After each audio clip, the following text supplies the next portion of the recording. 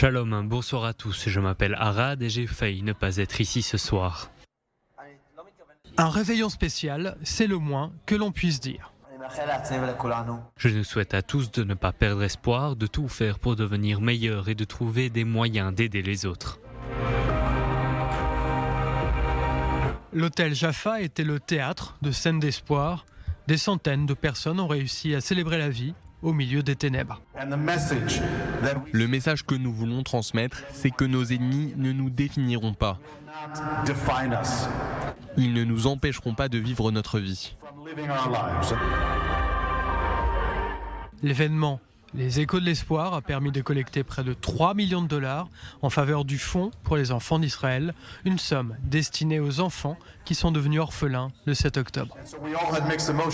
On a tous ressenti un tas d'émotions contradictoires par rapport à ce soir, mais si nous sommes réunis ici, c'est pour une bonne cause. Et la cause en question est une réalité, car Arad Fruchter, un entrepreneur de 21 ans, est toujours en vie. C'est comme une renaissance, mais c'est difficile à expliquer. C'est ce genre d'émotion, on ressent tout et rien à la fois. J'ai l'impression d'avoir une seconde chance, l'opportunité de vivre à nouveau. Avant le 7 octobre, Arad avait lancé une application de planification d'événements appelée Zigo. Aujourd'hui, elle s'est transformée en application de collecte de fonds.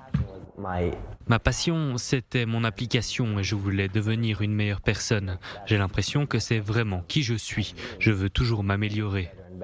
La résilience d'Arad est représentative de la volonté de vivre du peuple juif qui a connu le plus grand traumatisme de son histoire depuis la Shoah.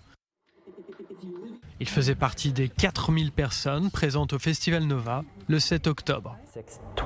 À 6h29, j'étais sur la piste de danse avec mes amis quand les tirs de missiles ont commencé. L'un d'eux me dit « Il faut qu'on trouve les autres ». Je me suis ensuite allongé sur le sol et je me suis couvert la tête. On me criait qu'il fallait remonter dans notre voiture et partir le plus vite possible.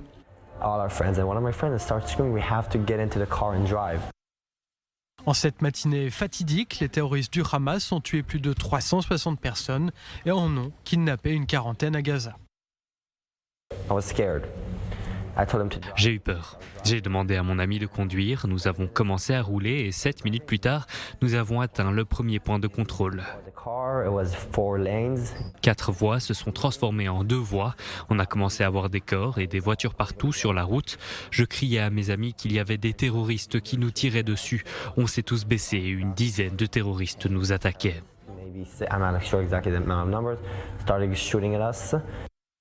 L'ami d'Arad a reçu une balle dans la jambe. Un soldat héroïque de Tzal, Ido Saad, a réussi à mettre Arad et ses 5 amis à l'abri dans un champ de bananes.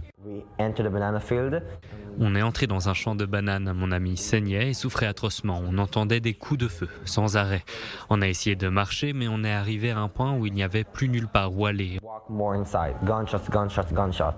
On s'est finalement assis car mon ami avait mal. On a appelé la police. Personne ne répondait.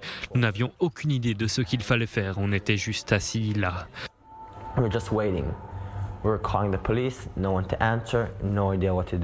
On priait pour que quelqu'un arrive. Mon ami saignait beaucoup. On voulait tellement que quelqu'un vienne nous sauver. Une personne avec qui nous étions a appelé l'un de ses amis qui vit dans la région. Il est venu nous chercher en voiture et nous a sauvés. Sur le chemin, près de Sderot, on a commencé à voir tous ces corps.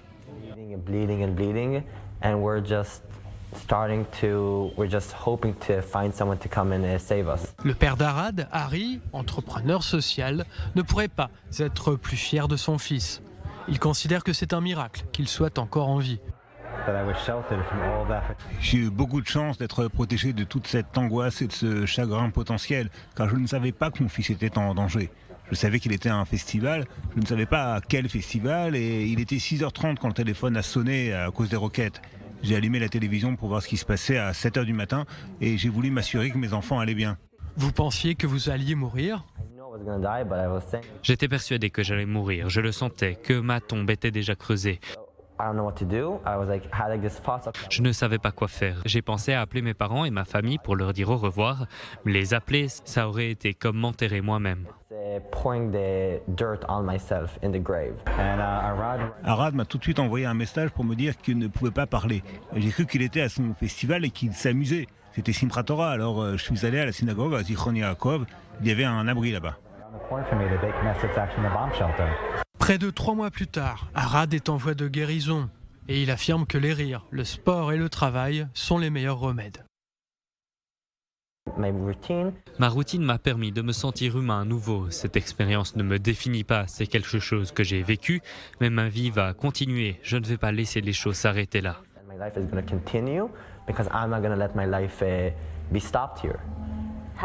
En quoi avez-vous changé ? Je pense que je suis devenu un homme plus sain. J'ai l'impression de montrer plus d'amour aux gens, de prendre plus de risques. Maintenant que vous savez que vous avez frôlé la mort, est-ce que cela vous fait peur de mourir ? Cela m'a permis d'être en accord avec la mort. J'ai accepté le fait que je vais mourir un jour. Je vais faire ce que j'ai à faire maintenant, car on ne sait jamais quand sera notre dernier souffle.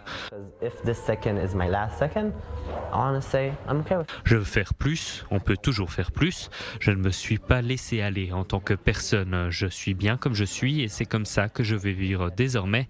Cette expérience me l'a vraiment montré.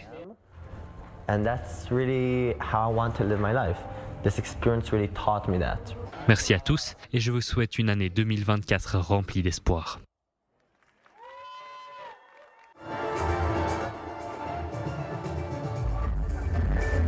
L'chaim.